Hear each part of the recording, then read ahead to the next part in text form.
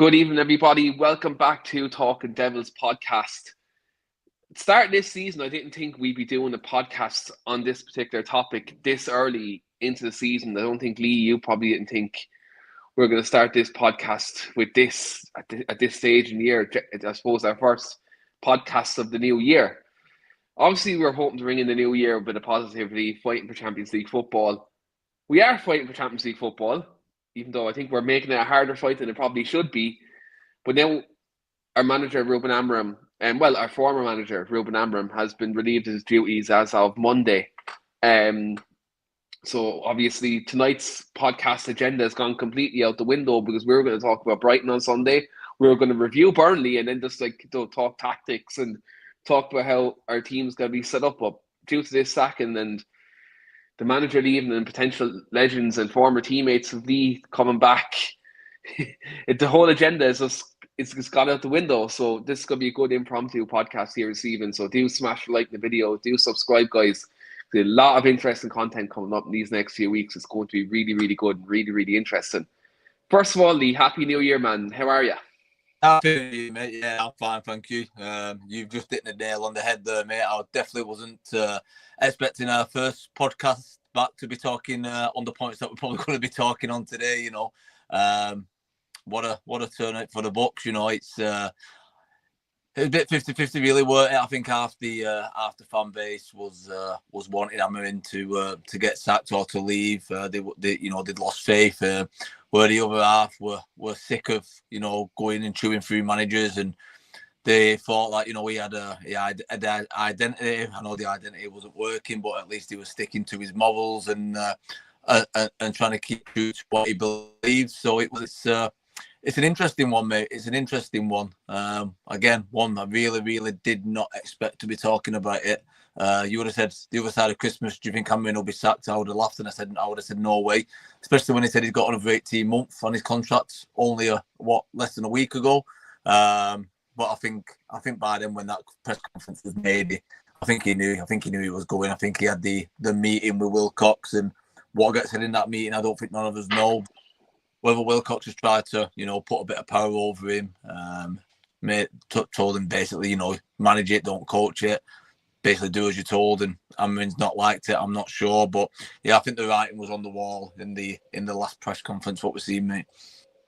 Yeah, 100%. I think he went into that press conference probably with the intent of getting himself his payout, getting himself the sack, because, like, from the reports that have been coming out since, I suppose, post-sacking is the fallout actually happened on Friday in the meeting with Jason Wilcox. And Wilcox was actually more willing to kind of, I suppose, not kick the can down the road, but like definitely, I suppose, work with this situation over a long-term perspective. Ruben Amorim then felt a bit betrayed by not getting some players in. And then also, I think, being told to change from his back three to a back four, I think he felt a bit probably out of place with that. But Lee, what I would probably say about that is when Ruben changed his formation in the last month or so, we turned out some of our best performances and most entertaining games of the season. So I can understand maybe why the board are saying to him, like, look, listen, you're scoring goals, you're entertaining, you're playing kind of not the Man United way, but like you're playing better football, And I think probably from that point, that's why they're probably saying, like, look, we stick this out for the back out, don't go back to the back three. And we see when he went back to the back three against the worst team in Premier League history, we dropped points. Yeah, I think his stubbornness in the end has been his undoing. Like I say, fair play to him for sticking by his morals and beliefs, because a lot of managers wouldn't have done that. A hell of a lot would have just kept the job and carried on doing and took the orders from the hierarchy and been good little boys at the end of the day. So I've got to respect him for sticking to what he believes. To be honest with you, I personally, on a personal level, I think it was probably the right decision. We could all see with me, you and Phil's on many a podcast now where we've said he's too pig-headed to change his system, and we all believe that he should do. Eventually, when he did it, like you've just alluded to, it looked a lot better. It looked like a Man United formation and how Man United should play.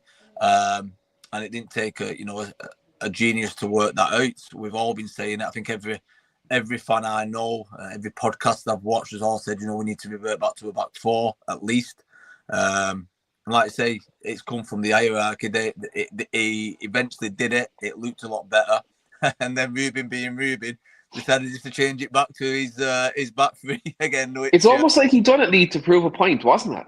Yeah, it was crazy. I couldn't believe when that team come out and I looked at that. I thought, what is he doing? What's going on here? Why is he back? But in a way, it made me laugh, and in a way, I wasn't surprised. I think he was hoping that he'd go to a back four. We'd be terrible with it, and he'll go back to his way of playing, and everything would have been sorted. Well, it kind of had the opposite effect, really, didn't it? So yeah, it's unfortunate. I hate to see another manager gone.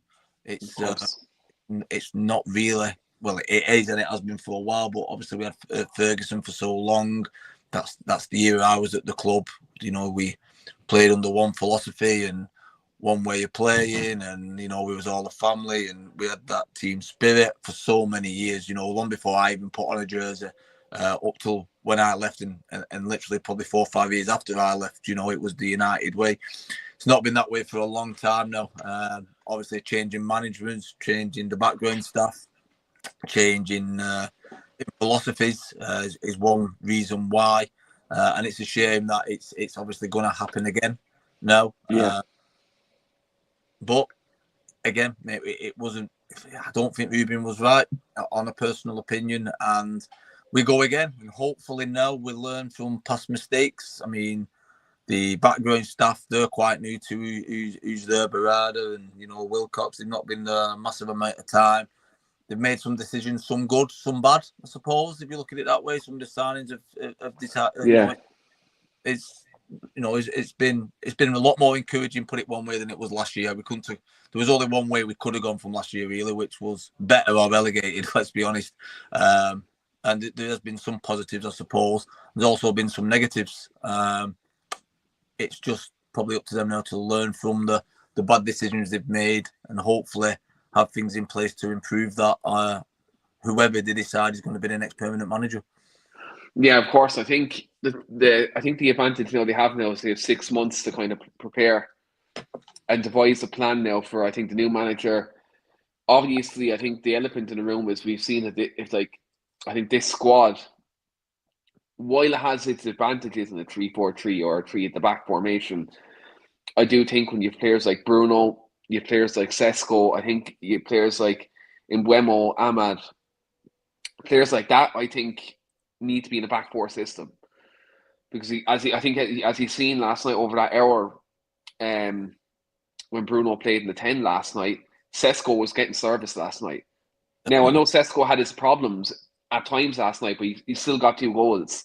But you seen with Bruno connecting closer to him, you seen with having wingers there and putting crosses into the box, he was getting service. So I think whatever happens now in this next 6 months, I feel like we have to get a back four manager. And I feel like we have to get a manager who likes to play to our forward strengths.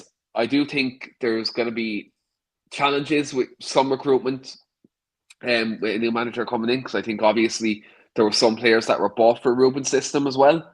Though you have the likes of Patrick Dorgu. I think Matthias Cunha will have a challenge now as well on his hands, because he's not an out-and-out winger. He's more of a number 10 / kind of inside forward. So if we're going to play a system with wide players, he's going to have to adapt. I think he's talented. He can. But look, this is why, you have a big squad. You have options to play different systems in different ways. And that's the way Man United has always been built. So I think from that point of view, it would be interesting to see what happens. But you mentioned, obviously, a new permanent manager. But it looks like for this 6 months, we're going to have a new interim manager. I know your current former teammate, Darren Fletcher, took over last night for Burnley, and looks like he's going to be obviously at the helm for Brighton as well on Sunday. We'll talk more about the game later on in the podcast. But another 2 lads you know very well is Michael Carrick and Ole Gunnar Solskjaer. Obviously, both are actually linked with the, I suppose, interim manager's role as the interim manager himself. But also, there is also talk that they may come back as a duo, as they were when Ole was the manager for them 3 seasons. Obviously, we've seen how well Ole did as an interim manager, but also if you look at it in hindsight, probably the most stable we've been post Sir Alex as well. What do you make of a potential term for Ollie and Michael Carrick? First and foremost, mate, it was nostalgic for me to see Daz yesterday when you just mentioned he was on the sideline leading United out. I spent a lot of years growing up with Davin. Lived next door but one to him in Dix when we were kids. So to watch him, lead a Man United team out was fantastic for him and his family, and it was lovely to see an ex-teammate and an ex-friend, getting to that stage in his career after football. Obviously, he's doing a great job with under 18s at the minute. His lads are teetering around the first team dressing room too, which is fantastic. So it was really nice to see. I put that in there. It was a nice moment for me to watch. Regarding the next interim manager, I've been thinking about this the majority of the day. Don't tell my boss at work, or else I'll probably get sacked. But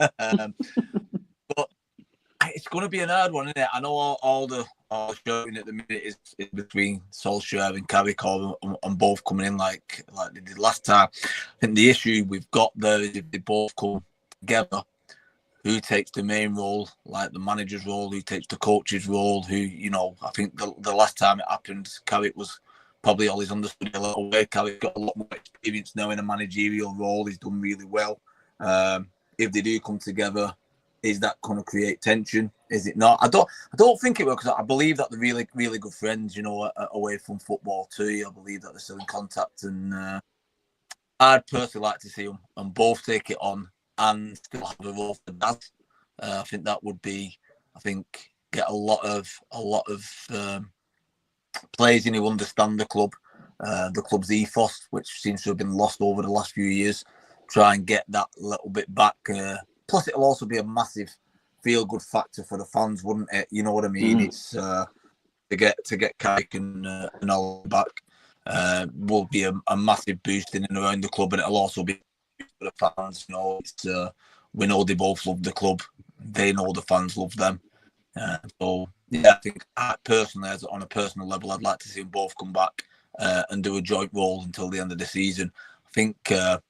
Ruben's name's been chucked in there too. I wouldn't be massively disappointed if he had something to do with it either. I think it's going to be with them names. I don't think it's going to be anyone else. I'd be very, very surprised if anyone else takes it for the end of the season. I think the other question is who takes it on after that. I've been making my brains all day. Who's going to be the next permanent manager? And at this moment in time, I don't have a definitive answer of what I would want. I don't know if you do or not. Have you any ideas on that? But I'm a bit split between. I always pull one name out of an hat and then I think nah, and then pull another name, and I'm not quite there yet with it myself.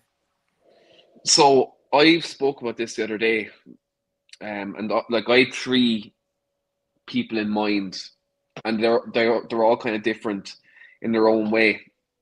My first person I said was Thomas Tuchel when the World Cup was over. I feel like he has the ability to manage big egos. You're seeing what he's doing at the moment with England. He's playing the best players in their best positions. You see how he's dealing with the Bellingham situation as well. I think he's doing well there. But also, you take England out of the equation, I think his CV speaks for itself in terms of PSG, Dortmund, Chelsea. He wins everywhere he goes. My other choice then was Unai Emery. And the reason why I said Unai Emery is I feel like he's going through a natural progression in his career where he wins everywhere he goes. But I think whilst he hasn't won a trophy yet at Aston Villa, I think you have to look at where he's taken them from a rebuild standpoint. He took them on from a team that's on the verge of relegation to potentially 2 seasons in the Champions League, and he's doing it with virtually, again, a very good spend. And what I mean by that is Villa, in the last couple of years, haven't bought much players. They're either having to get loans in or sell to buy, and his talent ID is very good. Like I even look at I look at the way that what he's doing even this season. Like I suppose staying in touch for the title. Like, now, do I think Villa win it? No, I think Arsenal are going to win the league this year. But I think the fact that they're even in the conversation is a testament to him. And the fact he's doing that with a player like Victor Lindelof, a centre half, like I think that speaks volumes in how he can get the best out of every player in his squad, and how he's a good man manager, but also a very good coach. And I feel like he's due a big club. Now, I know he was at Arsenal, but he didn't get the backing. He had an aging squad there. He didn't get the backing. Then they gave Arteta 1 billion to win nothing. Do you know what I mean? So that's where, like, I look, if Arsenal had Emery and gave him the billion, they probably would have won one of them titles in the last 3 years that they've been in a title race. So they're the two I was thinking of, was Thomas Tuchel and Unai Emery. Then there's others obviously out there, like Carlo Ancelotti. Does he want to come back to club football? You know, there's Hansi Flick out there. Is he happy at Barcelona? Now, I know Billy actually mentions in the comments there about Luis Enrique. He's obviously, his contract talks of PSG have stalled. I don't know if, like, I know Manchester United were a huge club, but I don't know the current iteration of Man United. Does Luis Enrique leave that project he has at PSG at the moment as well? Well, I think there's so many managers out there who definitely could improve us, and I think it's whether you want either the rebuilder now and then the winner, or do you go straight for winner? Because I've talked to a few people, and a few people are saying straight for winner, and then other people, probably like myself, I'm thinking kind of winner, nearly rebuilder. I'm kind of in between the both. Where's your head at with it? Do you know what? I actually didn't think of Unai Emery, and as soon as you mentioned him, I thought, why the hell have I never thought of Unai Emery? That's an absolute nailed-on great. Would be a great manager for United, and it's. I just thought, you idiot, have you never thought of that? To be honest, I've wrote a few down here. Obviously, there's a lot of shouts for Glasner, isn't there? At the minute from Palace, I've seen a lot of talk about Glasner. I'm not sure if he fancies it or not. The other name, what I thought might be a spanner in the works, but could potentially, young manager, proven managers won a lot, is Nagelsmann. I thought that might be an option, looking at Nagelsmann. Yeah. But you really have thrown a spanner in the works with Emery there, because I'm thinking about it now. I think I'd probably be more inclined to go for Unai Emery than any of the others that I've had in my head. I've seen Pochettino get chucked around, but that's not for me. I've also seen the inevitable Gareth Southgate, which I would hate if that happened. Tuchel was one I was thinking about, mate. That was one I had in my head all day about Tuchel after the World Cup. Like I say, he's doing really well with England at the moment, and he's got a really good proven track record. So it's hard, mate. It's hard. Personally, I wouldn't mind Nagelsmann. I wouldn't mind taking a chance on Nagelsmann, if I'm being honest. Oh, I'll bring up Robert's comments here. He said, "This is what happens when you tell the truth. People don't like it." That's what Jason Wilcox. Tell me what he's brought to the club apart from his Premier League. Is that medal or experience? He should have got the boot. After Sir Jim the lawyer, Ruben said Ruben's job needs 3 years. To be fair, though, Ruben's job did need 3 years, but also,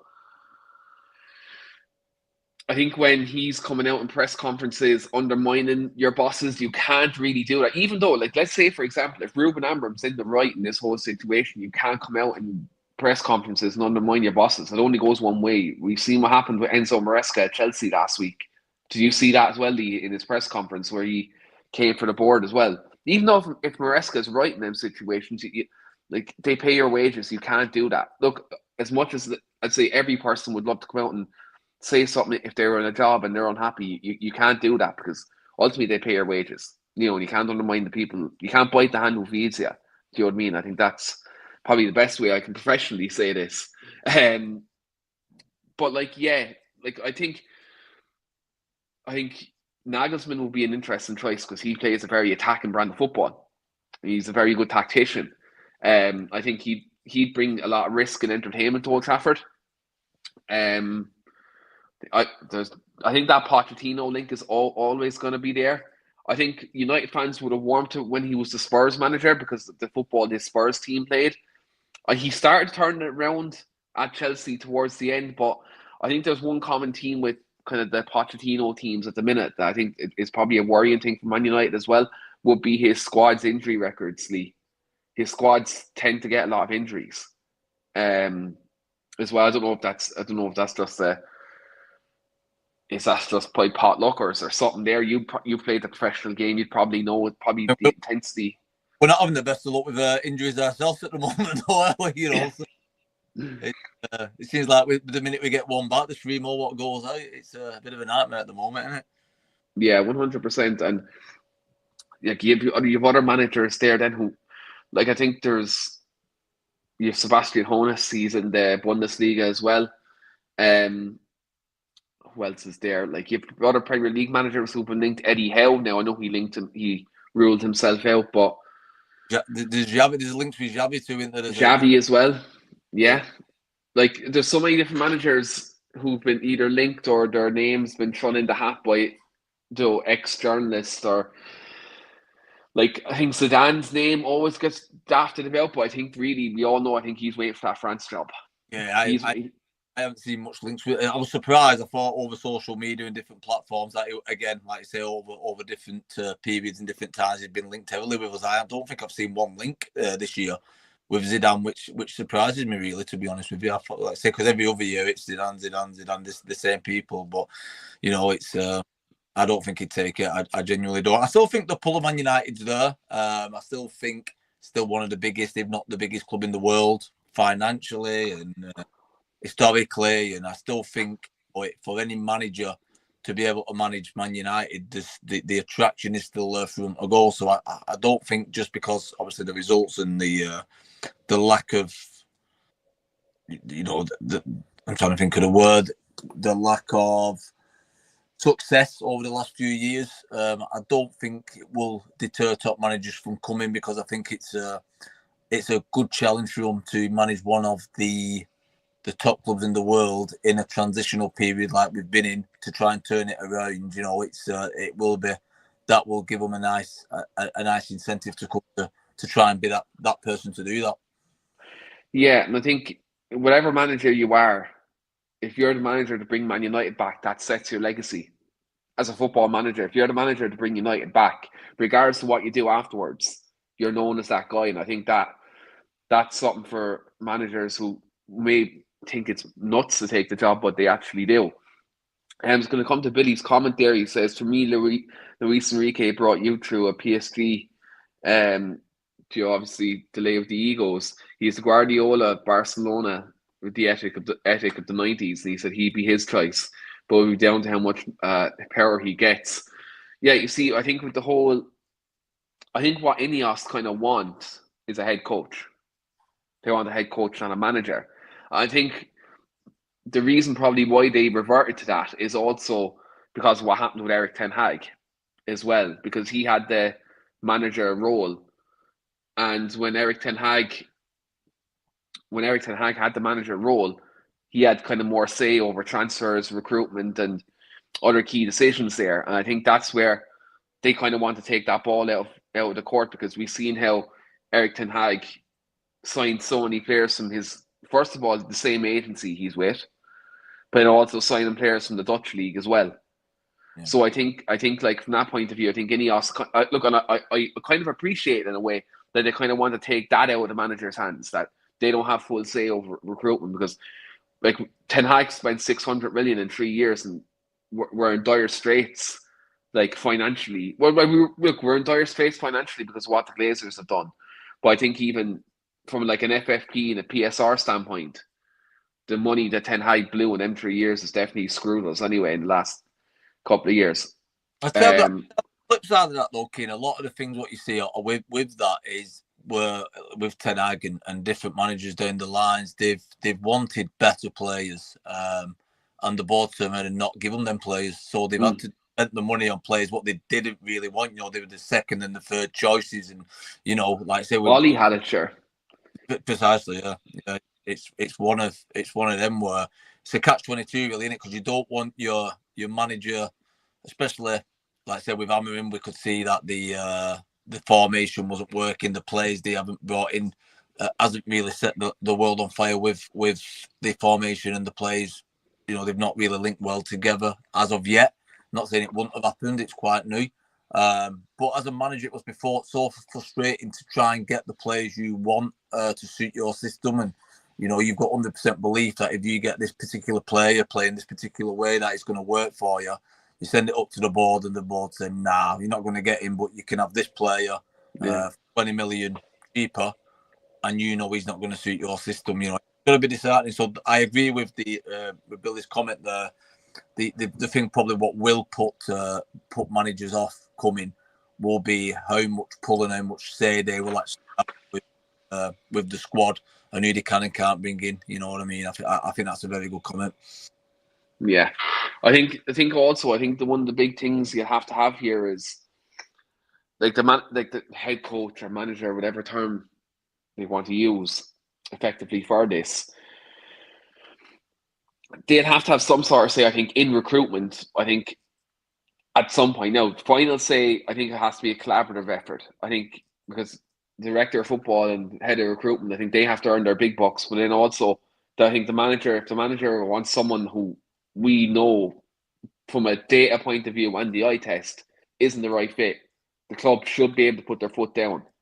Now, when Ollie recommended cheap options like Caicedo years ago, like Haaland, like Bellingham, years ago when they cost pennies, the club shouldn't have vetoed that. I'm talking about when the way I talk about where the club should put their foot down is when Ten Hag wants a player in Anthony and Ajax are quoting 75, 80 million and the club say yes. You know? Yeah. Or, when the club look for like when we go to Atalanta for Rasmus Højlund and it's 72 million and Ten Hag thinks this striker is going to be good. No, the manager gets, or the head coach at the time gets told no. I'm okay with that when it's ridiculous transfers. When it's stuff that's reasonable and they've been identified as a good fit for the system, then yes, 100%.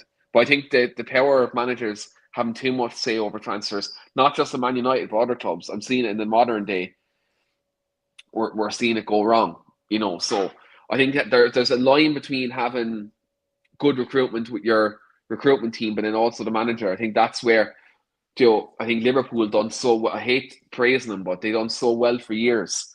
With Jurgen Klopp and they done with Michael Edwards and the team they had there in recruiting players. Like, when Jurgen Klopp, the story is that Jurgen Klopp wanted Julian Brandt from Dortmund because he knew him from the German league.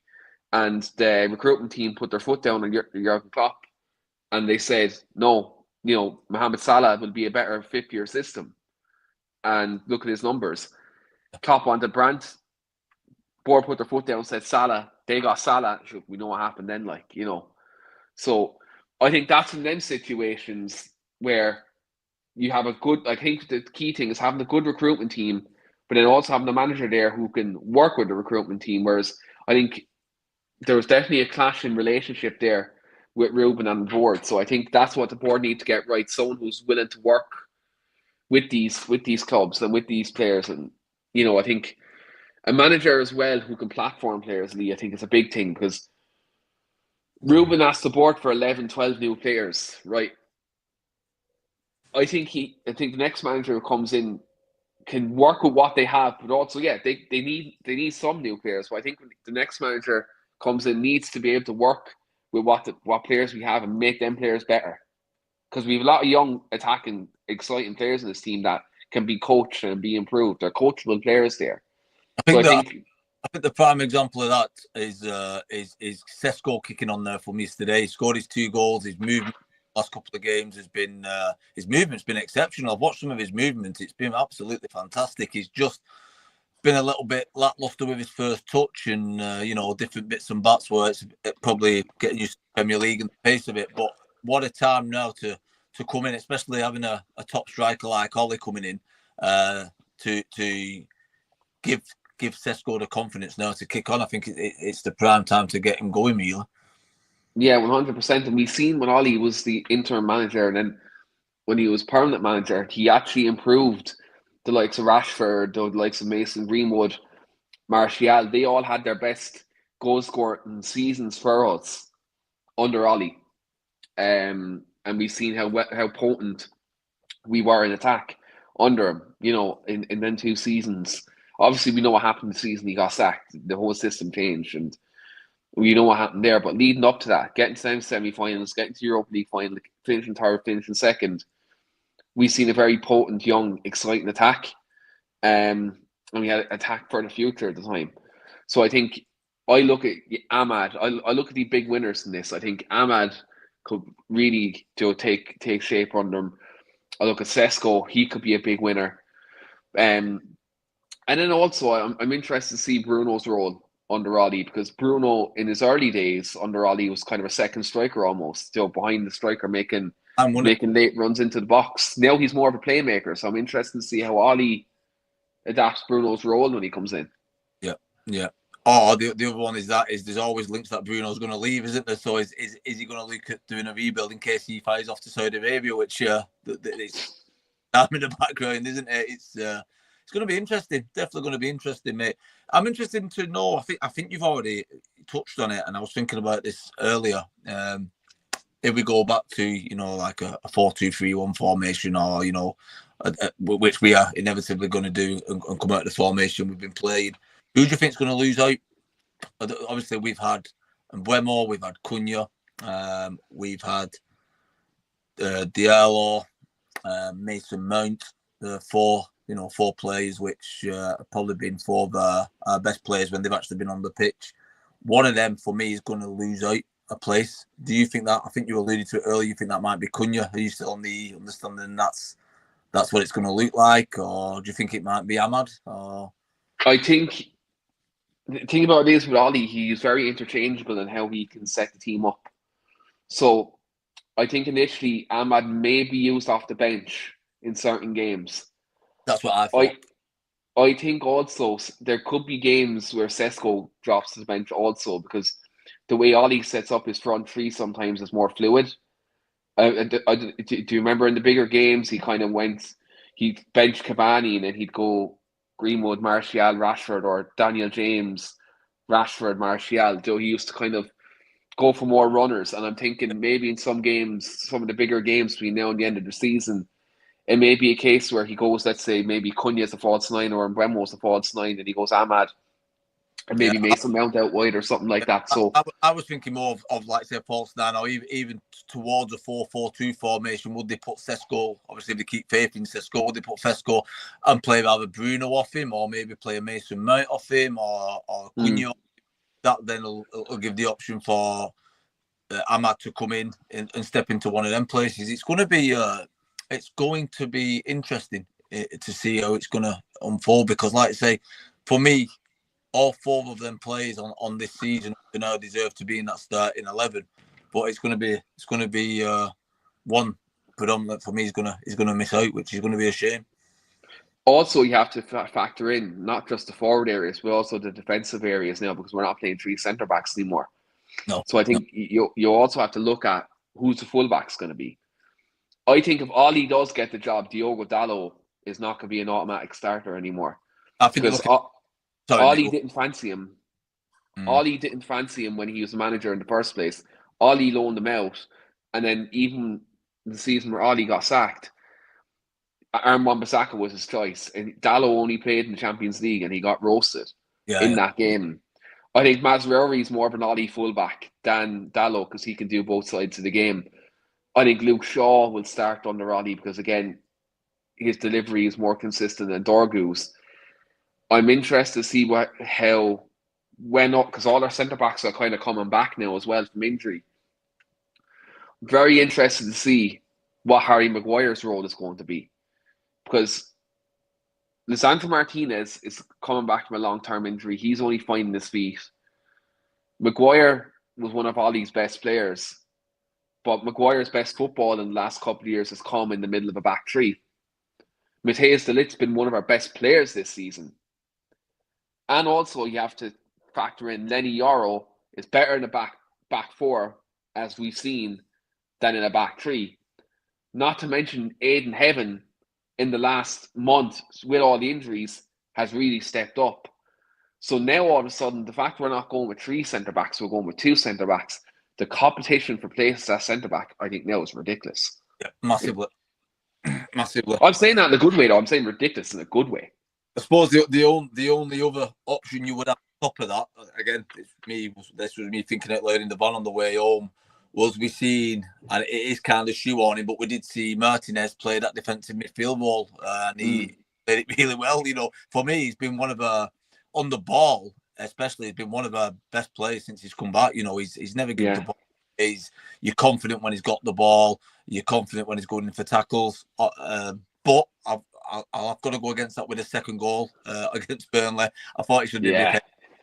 I was like, "What are you doing?" He had a game and then just let him and then shoot, which couldn't believe it. But I think overall he's done magnificently well when he's come back, and I really do think it could be used in a midfield role. I watched him now in that, and I thought he played really well. And his ball retention, he doesn't play the simple ball too. He doesn't just look for. You watch a lot of defenders, and centre backs, a hell of a lot of centre backs.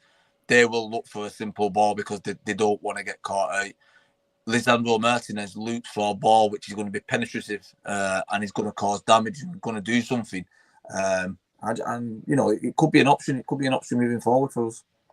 Yeah, and also as well, I think the good thing about him is well that he can fill in at left back as well.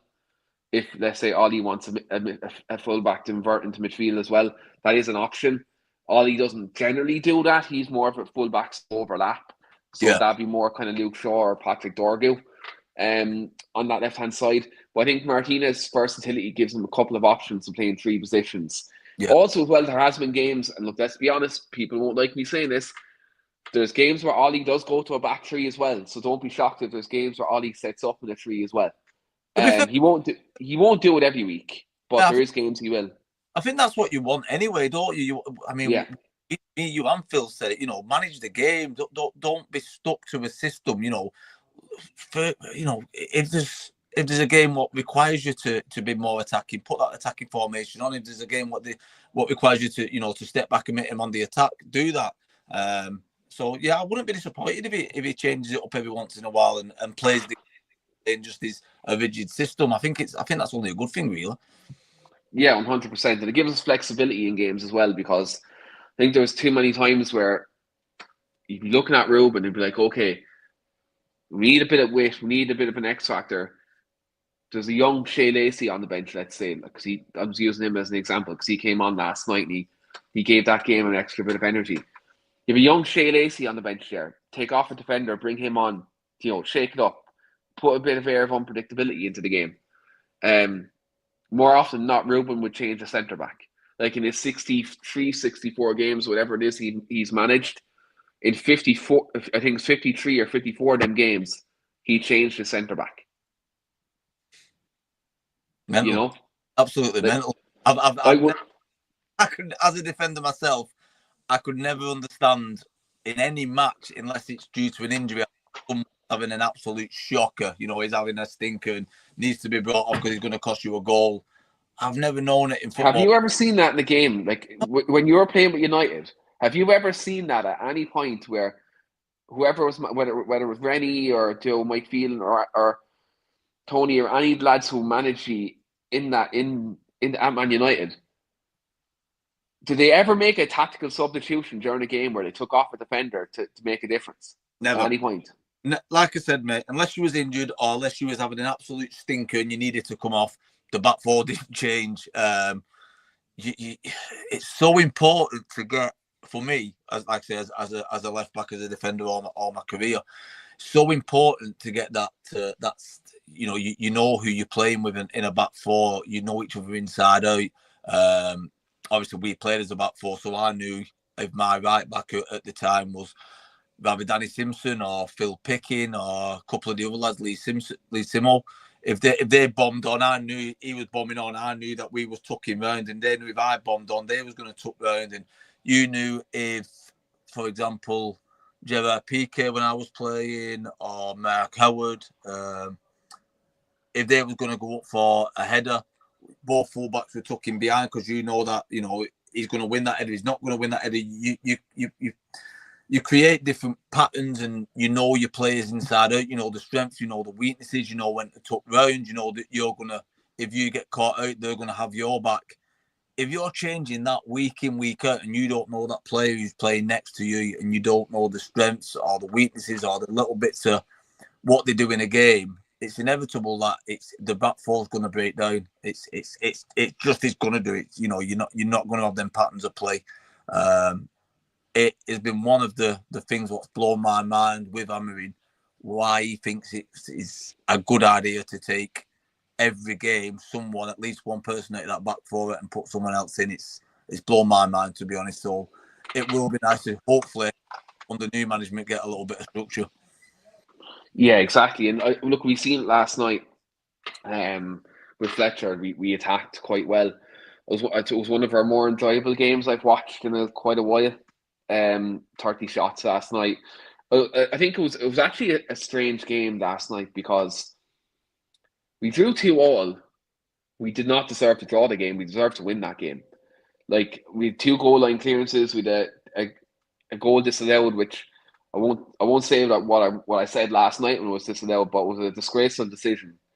And then, you know, their keeper had a world lead save, 2 goal line clearances, like I mentioned. And on another night, we beat them 6-2. Do you know what I mean? On another day. But I liked seeing the attacking intent we had. I thought Darren Fletcher's use of the bench was quite good last night as well. You know, I know this substitution with Bruno. I think ideally I wish we didn't have to take him off, but he's only back from a hamstring injury that he had like 17 days before the match. Which that Bruno Fernandes is just nutsly. He's a freak. Like, genuinely, I'm saying that in a good way. Like, he's just an exceptional player, but like his energy levels and everything, he's just mad. Like, but to see his Ruben's like use the bench last night, and then even bring on Lacey at the end to try win the game. You know, it was I said Ruben. Jesus Christ, Darren Fletcher's intent. See, Ruben Amorim has me pure warped the last 6 months. He's gone so now. Forget about him now.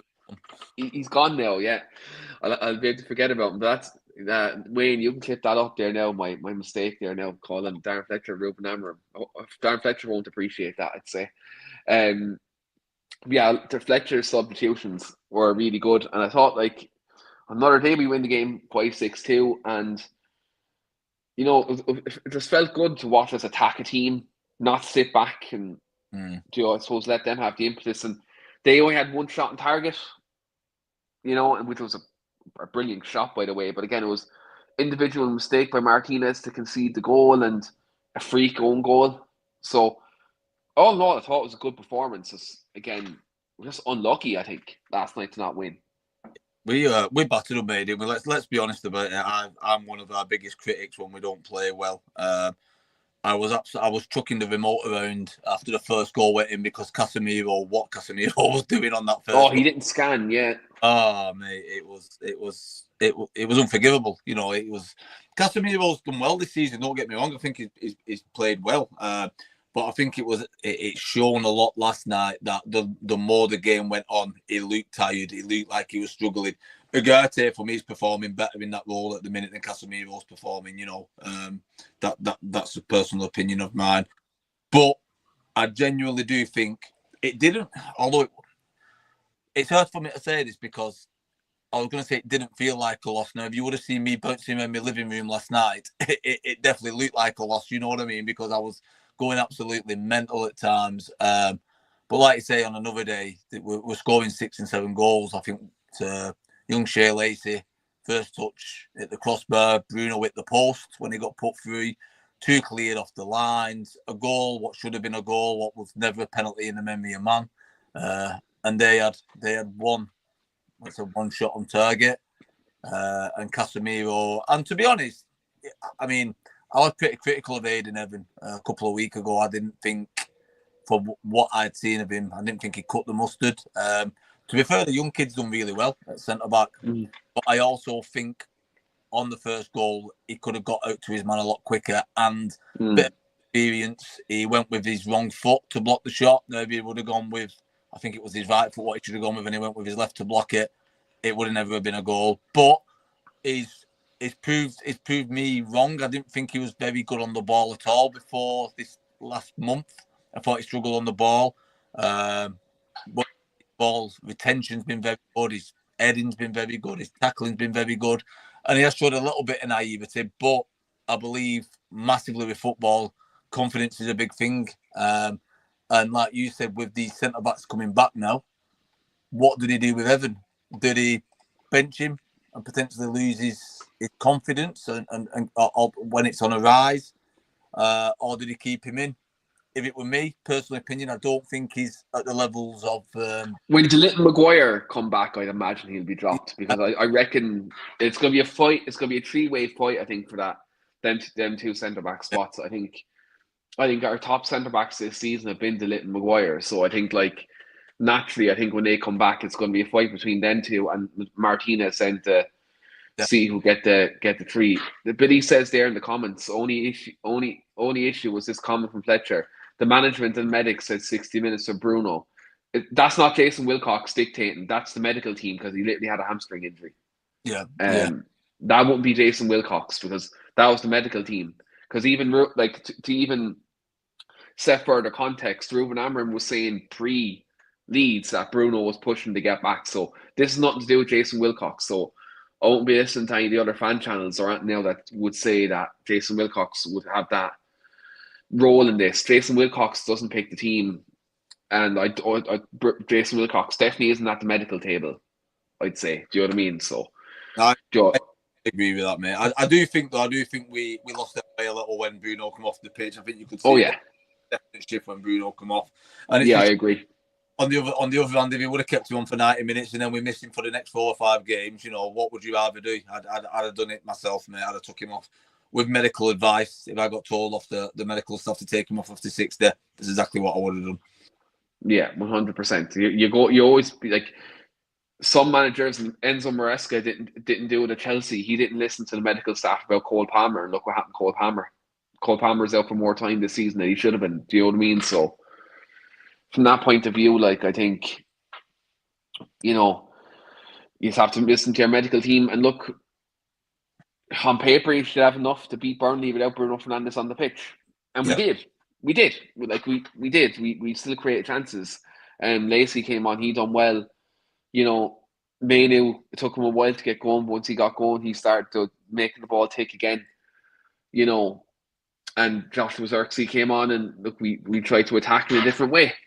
But look, it'd be interesting to see now how we get on this Sunday against Brighton. But before we just briefly touch on Brighton, Lee, obviously word on Cobby, because I don't know if you've seen on the coverage last night, but Jamie Redknapp and Tim Sherwood were nearly insinuating that he was being lazy, and that's the reason why he wasn't in the team.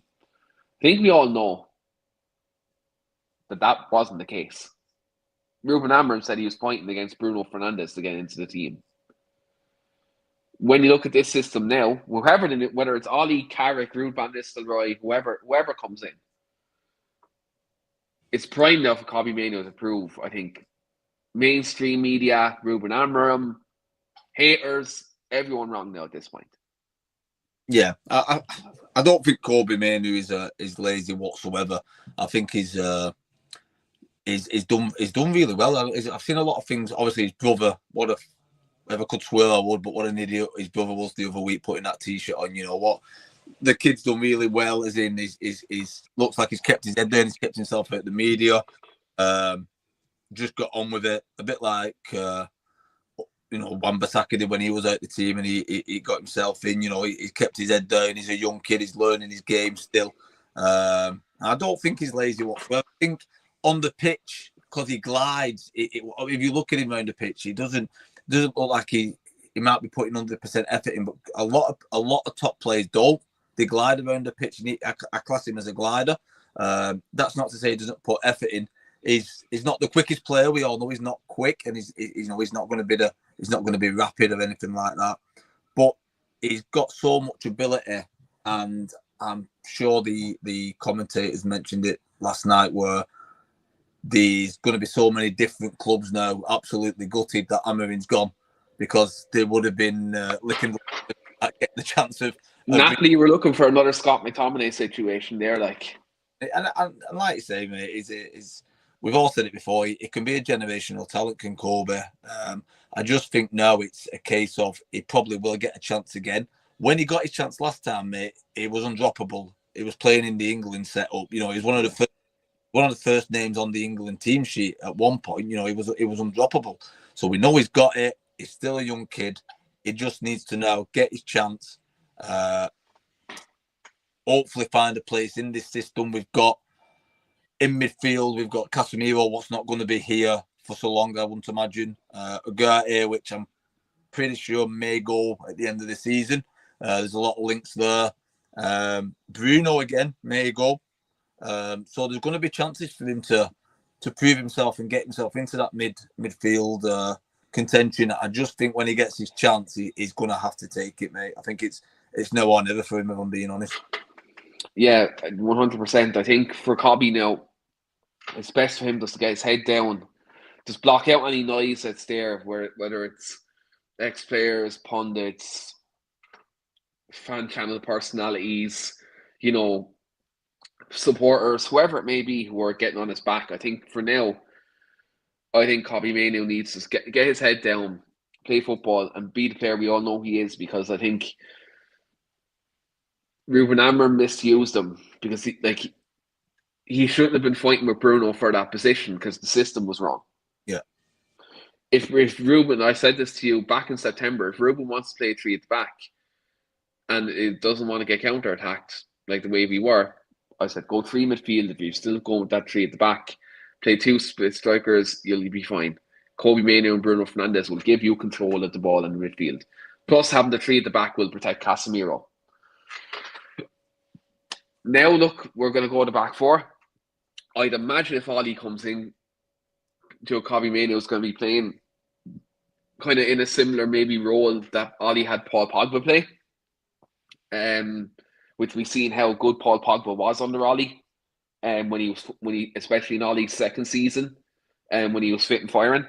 I think Cobby and Pogba are different players, like athletically, but I think they're both good, very good technical footballers. I think Cobby can play a similar role to what Pogba did in midfield for Man United, in terms of being like a ball progressor, carrying the ball, and making a difference in the final third. Obviously, looking ahead to Brighton on Sunday, Lee, it's a huge game in terms of, oh my God, Liverpool hit the crossbar. You didn't tell me you had your eye on the game, to be fair. I just seen it there. I've just seen Liverpool take a shot from from 30 yards hitting the crossbar. It's like, oh my God. But yeah, look, obviously Brighton Sunday is a huge game, because obviously we got knocked out of the Carabao Cup earlier on in the season against Grimsby. Obviously, without European football, this is right now our only realistic chance of the trophy this season, because the Premier League now is out of reach. Where's your head at in terms of this? Because obviously it's Fletcher's first home game as manager, first of all. And also as well, it's nearly a chance to give some players kind of a chance that haven't got a game this year, or maybe haven't got many games, like Xerxes, Joe Lacey, and players like that. What boat are you? Are you in going full on first team as much as you have available, or are you thinking give some of the young lads a go at Old Trafford on Sunday? Where are you at with that on Sunday? If it was me and I was in Davin's shoes, I would be going full on first team, mate. I'd be putting my strongest 11 I could, and trying to get some silverware in this year. You know, the way I would look at it.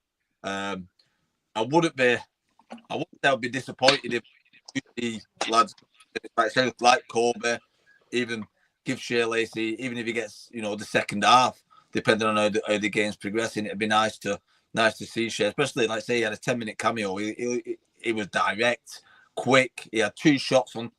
Both shots were probably both best shots in the match, apart from Burnley's second goal. It'd be nice to see him with a bit more minutes. I was actually in the pub about 2-3 months ago, speaking to a girl I know, and it was actually his auntie. And so I was in the pub with Shea Lacey's auntie, And he was on about, have you heard much about him around the club? And all I've heard for the last 6 months in and around the club is everyone singing Shea's praises, and his name comes up everywhere. So hopefully, mate, fingers crossed, he's going to be our next breakthrough, real talent. But no, to answer your question, mate, if I was Darren, I would go as strong a squad as I could, and I'd go for the win. It's going to be hard. Brighton are a good team. They're unpredictable. They've got some great players.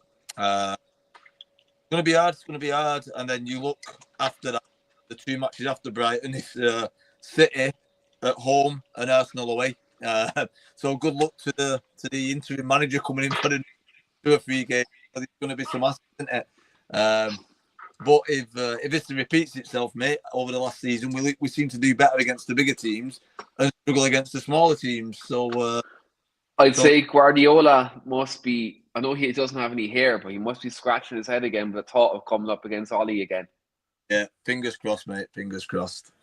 So, but yeah. To answer the question, I would go full team and try. Give me. I suppose with the players that are kind of in round available, give me a team you'd pick for Sunday.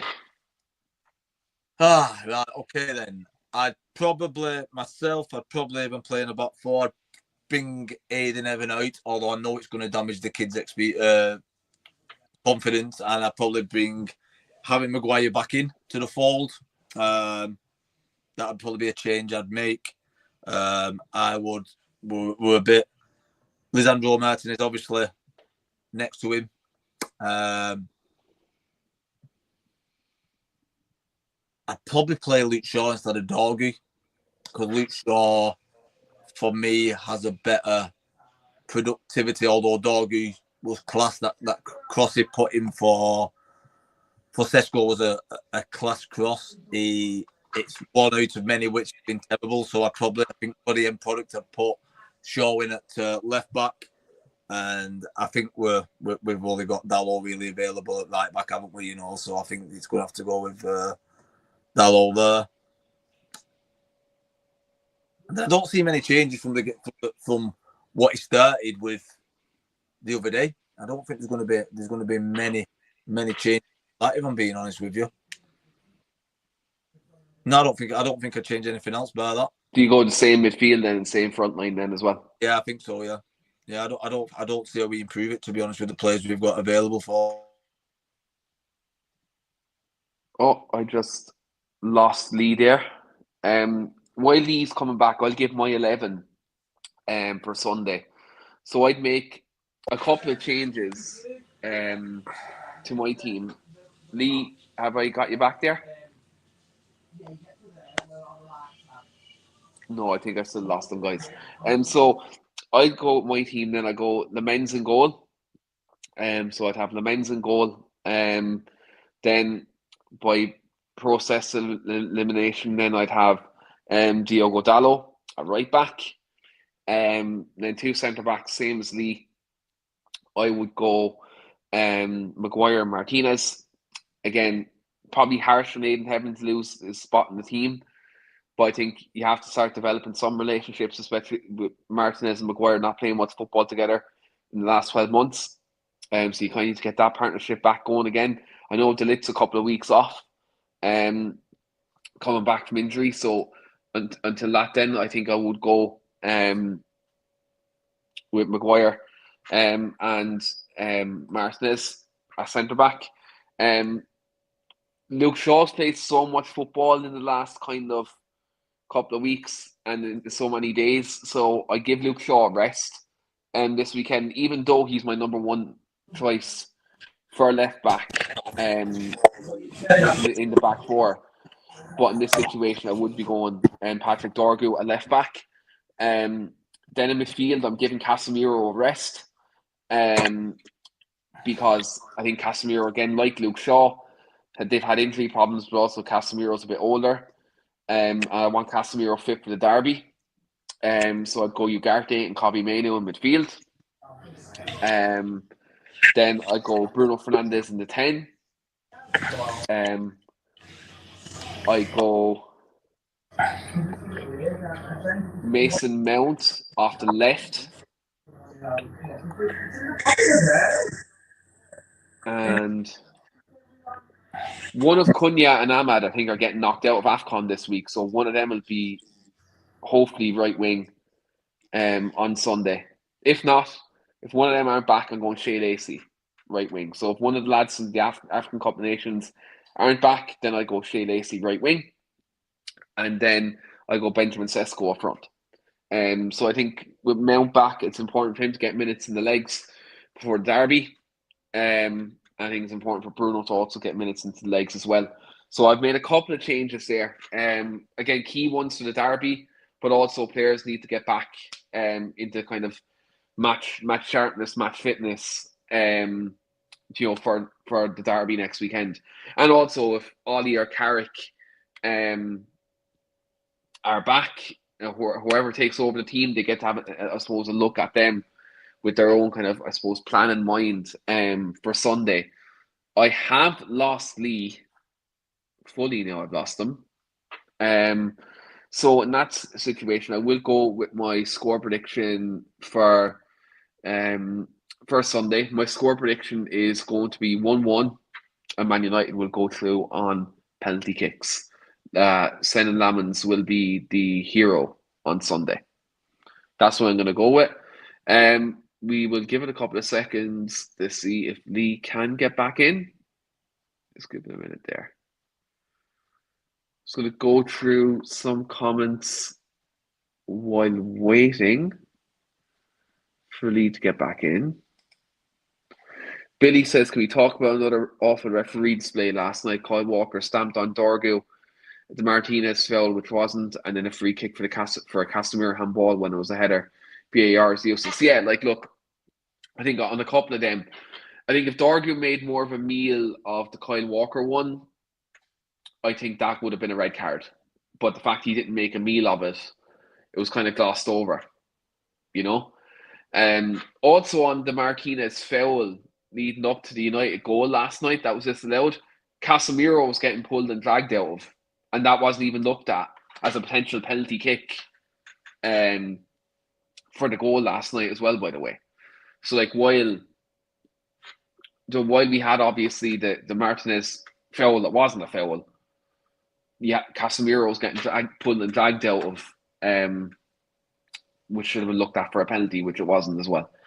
And yeah, the Casemiro handball thing would hit him in the face. Look, that was disgraceful, but look, it is what it is. I think the standard of refereeing in the Premier League is poor. When I watch Serie A or if I watch La Liga, it's much better. Even watching the way how VAR is used in the Champions League or the Europa League, it's much more streamlined. It's quicker. It's the communication and the time. It's much quicker as well. So yeah, standard refereeing, Billy, is quite poor. But it looks like we've lost Lee fully there. So I'm going to wrap up the stream there, guys. And thanks very much to everyone who tuned in.